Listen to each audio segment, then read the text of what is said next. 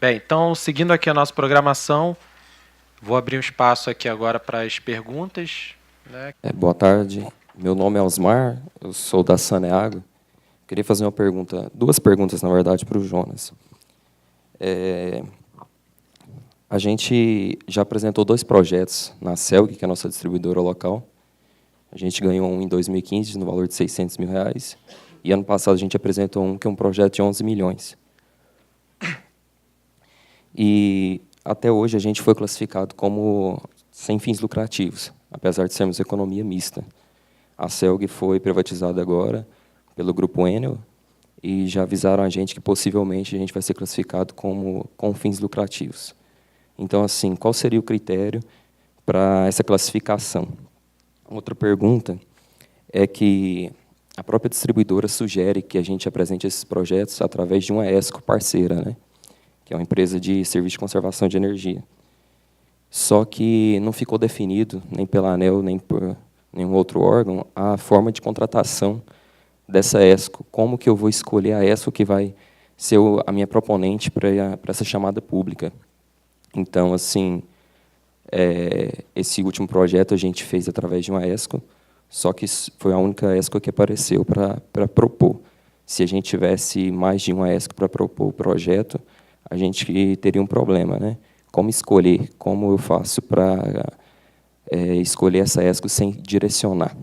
Seria essa as minhas perguntas. Bom, com relação aos fins lucrativos, esse é um assunto bastante controverso. Na verdade, quem é o proprietário do serviço, né? E a questão é saber se você tem uma documentação que mostre que esse proprietário não tem fins lucrativos, né? Uma vez que eu comprove isso, eu vou para o fundo perdido. Agora, se efetivamente o prestador de serviços ofere lucros no final do balanço, distribui esses lucros entre os seus associados, naturalmente ele tem fins lucrativos, ele vai ter que fazer o contrato de performance. O que acontece é que você tem que entregar essa documentação para comprovar que você é ou não é uma instituição com fins lucrativos ou não. Tá, ok? Com relação às ESCOs, tem até um ponto interessante. Eu havia comentado sobre a Celesc. A Celesc, lá no início, ela pede que você apresente o orçamento de 3 ESCOs, porque ela quer fazer essa escolha do menor preço. Aí você vai pelo menor preço. As empresas que não são estatais ainda estão usando essa mesma metodologia, esse mesmo método. Algumas delas já modificaram. A Energisa, por exemplo, é uma que modificou. A Energisa, ela não exige 3 ESCOs, porque ela entende que o processo de chamada por si só, ele já evita um sobrepreço, alguma coisa combinada, enfim. E isso é fato, porque não adianta eu, como ESCO, por exemplo, se eu for apresentar um projeto junto com você, eu ir lá colocar o maior custo, e com minha relação custo-benefício lá perto do 0,8, que chance eu tenho no item de maior avaliação. Então eu entendo que a CPP por si só, ela já evita esse risco. Mas infelizmente a gente tem que cumprir a regra do edital. E aí sim traz uma dificuldade, mas você vai ter que, se a distribuidora exige 3 orçamentos de 3 ESCOs, você vai ter que convidar 3 ESCOs lá para a tua empresa, para elas fazerem os 3 diagnósticos, cada uma com o teu orçamento, e aí você apresenta no edital. O custo que a distribuidora vai considerar é o do menor valor daqueles 3 orçamentos. E efetivamente você apresenta o orçamento. É um documento fundamental que, se você não apresentar, você é desclassificado. Mas enfim, 3 empresas vão bater lá na tua instalação, vão fazer o levantamento, vão fazer um orçamento, e normalmente algumas ESCOs trabalham com risco. Isso é um ponto interessante, ou seja, ela faz o trabalho dela, dentro do que você delimitou no teu escopo, e se o projeto sair vencedor, aí ela vai ser remunerada. Inclusive, esse custo é um dos primeiros lá que eu mostrei, que é o do pré-diagnóstico. Então, ela vai ser remunerada por isso. Agora, se o projeto não foi selecionado, a ESCO que trabalha no risco não vai receber nada e você também não teve desembolso nenhum. Boa tarde, meu nome é Renê Ballerini, sou do Departamento de Água de Poços de Caldas. Primeiro, parabenizar o Gustavo, porque aquele ábaco que eu vi ali na tela, eu vou fazer um nessa semana, vou tentar. Acho que é uma ideia fantástica e a gente precisa dessas coisas para renovar o nosso procedimento. Realmente é uma ideia muito interessante. Mas a minha pergunta é mais para o Jonas ou para o próprio Marcel sobre o Procel. A gente tem uma dificuldade muito grande de qualificar esse projeto para conseguir o recurso. E a nossa concessionária, por azar, é municipal, eu tenho mesmo o prefeito e nós, e o prefeito ganha mais votos com geladeiras ou iluminação a LED do que sistemas de bombeamento, porque enterra e ninguém vê. Então, a minha pergunta é se há algum estudo, alguma iniciativa no sentido de vincular parte desse recurso exclusivamente para o saneamento, seja água, esgoto, ou lixo, ou drenagem, para vincular uma parte desse recurso só para o saneamento. Obrigado. Uma vez que a distribuidora investe até 80% do teu investimento obrigatório para baixa renda, a gente fica à mercê dessa estratégia de cada distribuidora. Vai sobrar a metade da metade, mas ainda assim sobra alguma coisa. Por outro lado, é claro que existe a figura, quando eu comentei que a remuneração do saldo na conta pela Selic, essa remuneração, ela já existe há bastante tempo, se não me engano, desde 2004, alguma coisa assim. De 2004 até 2013, essa Selic não tinha uma forma de ser aplicada, então ela foi sendo, por algumas empresas, acumuladas. A chamada pública e essas divisões foi de 2013 para frente, então aquela Selic acumulada até então é um recurso que algumas distribuidoras ainda possivelmente têm. Estou fazendo uma inferência aqui, tá? Então são recursos que não precisam passar por essa divisão aí de chamada pública, de maiores classes, enfim. Então são recursos que podem aparecer. Outra questão também, é claro que aí é uma consulta até que a gente pode fazer a ANEEL, existe a figura do projeto prioritário. Prioritário ou estratégico. Aqui no P&D tem um nome, na eficiência energética tem outro. Eu não lembro se você conhece, é prioritário ou estratégico. Mas é uma questão de nomenclatura. Mas, enfim, que a ANEEL motiva e incentiva as distribuidoras a trabalharem numa categoria de projetos. É claro que tem que ter essa relevância.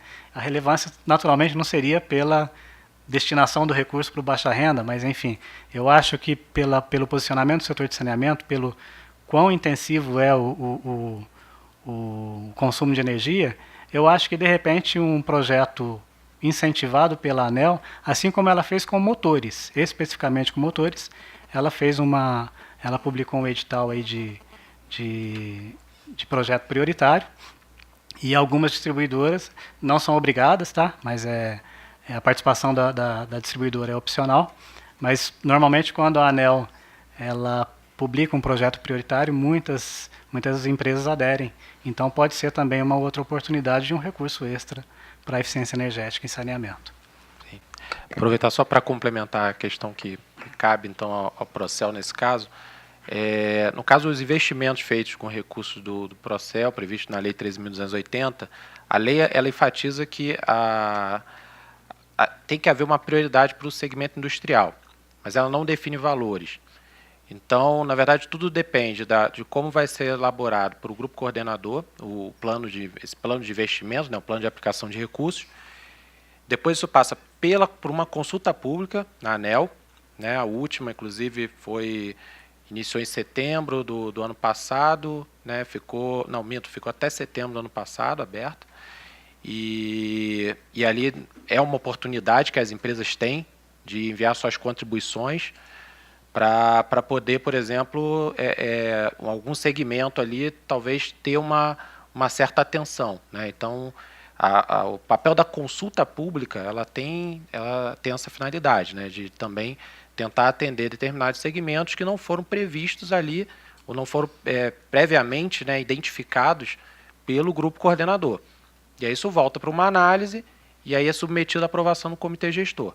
Então tem essa vantagem de não ter um limite ali pré-estabelecido, e aí você consegue ter um pouco mais de flexibilidade para atender segmentos que, eventualmente, naquele momento, devem ser priorizados.